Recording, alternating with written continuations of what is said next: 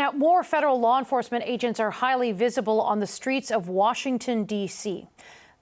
The White House is defending its decision to take over local police and deploy the National Guard. They say it's an emergency because of violent crime. I think it's despicable that Democrats cannot agree that we need more law and order in a city that has been ravaged by violence, crime, murders, property theft.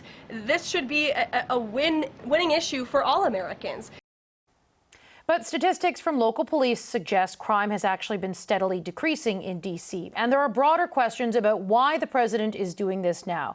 To discuss, we are joined by Charles Fain Lehman, a fellow at the Manhattan Institute and a contributor to The Atlantic. Thank you very much for speaking with us. I want to start with, there is anger in Washington, D.C. right now about how U.S. President Donald Trump described the city, his decision to declare a state of emergency and seize control of local police. And we're going to get to that aspect of this in just a moment. But I want to start with the reason why Trump claims he's doing this, citing violent crime. It's actually a more nuanced conversation because, as you have written, there are real concerns when it comes to crime in the U.S. Capitol. Yeah, absolutely. And thank you for having me on. I think two things are true. One is that critics of the president are not wrong when they say that crime is, particularly violent crime, particularly homicide, is by all available measures declining. Like many cities in the U.S., there was a large increase in homicide and violence in D.C. in 2020 that abated in late 2023, and we've seen steady declines since then.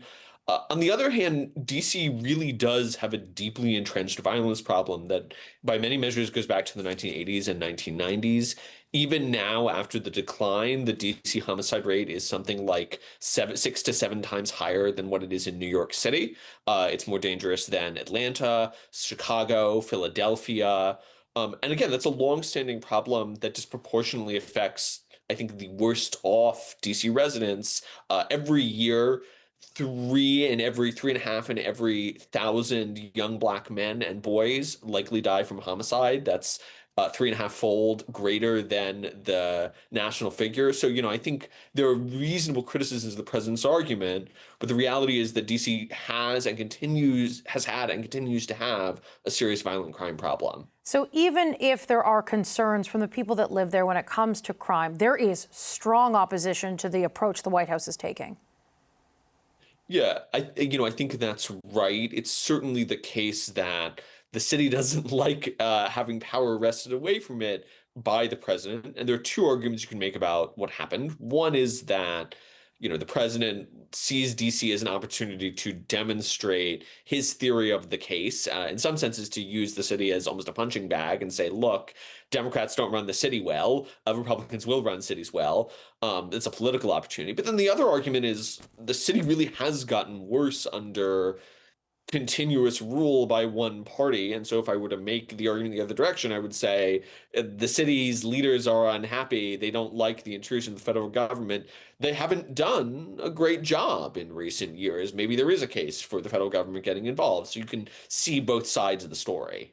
Can you speak to how significant a move this is? It is unusual for something like this to happen, even though there are concerns about crime. There isn't necessarily something that precipitated this as an urgent, in this moment emergency, other than it appears to be a former staffer for the Doge team allegedly getting carjacked on a busy sort of area in a popular sort of, stretch of restaurants on 14th Street. I live in D.C. Sorry, even though I'm here in Ottawa. Yeah.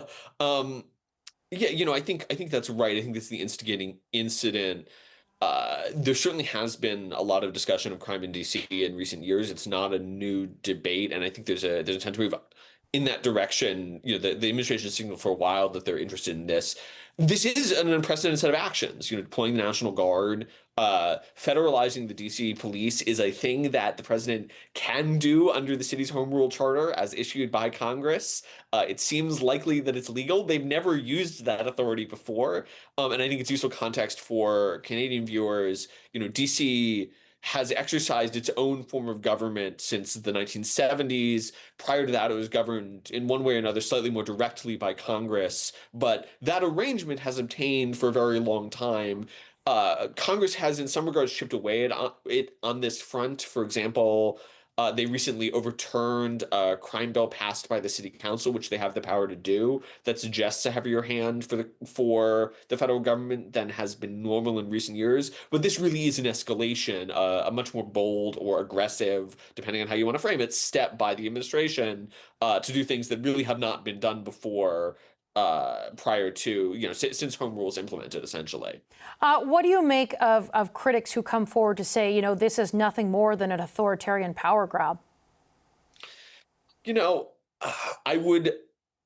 I'm resistant to the framing insofar as the federal government has unique discretion over DC. Again, it is the case that DC is subject to home rule, that they get to make their own laws, but that is sort of an arrangement granted by Congress. It's not the same thing as what is true in the states.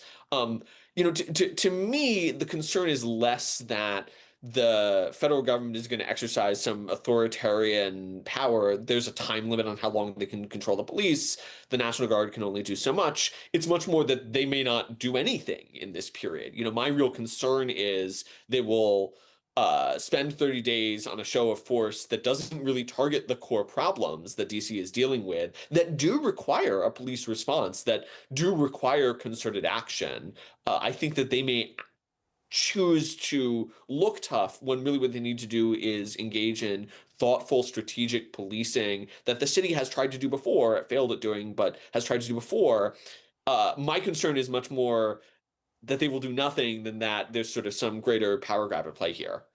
From a Canadian perspective, something that I've heard quite a bit from people here, ever since this sort of developed for the last 24 hours or so, or we started hearing about it earlier than that, how does the White House, or is the White House doing anything to sort of justify this decision to declare an emergency, take control of local police, bring in the National Guard, when at the same time, when you take a look at Trump's first administration, Trump supporters stormed the U.S. Capitol, and later in this administration, Trump has pardoned the violent criminals who stormed the Capitol. Is the White House going to any sort of lengths to sort of, square that comparison?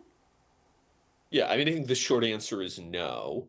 And there was a lot of criticism of the White House for those actions in the sort of immediate days. I think their approach was, we want to deal with January 6th and move on, but that clearly has not worked as a strategy for them. It's not worked as a political strategy for them, and I think has left a lot of people quite justifiably, including a lot of police officers who care a great deal about being tough on crime. Many of whom voted for President Trump. Has left them quite unhappy with how the administration dealt with these issues. I don't think that there's a lot of discussion of that coming from the administration. That's certainly an argument leveled by critics, that there's inconsistency between how the president dealt with supporters who rioted in the Capitol and how the president wants to deal with violent crime around the Capitol. All right, Charles Fain Lehman, thank you for your time. Charles Fain Lehman is a fellow at the Manhattan Institute.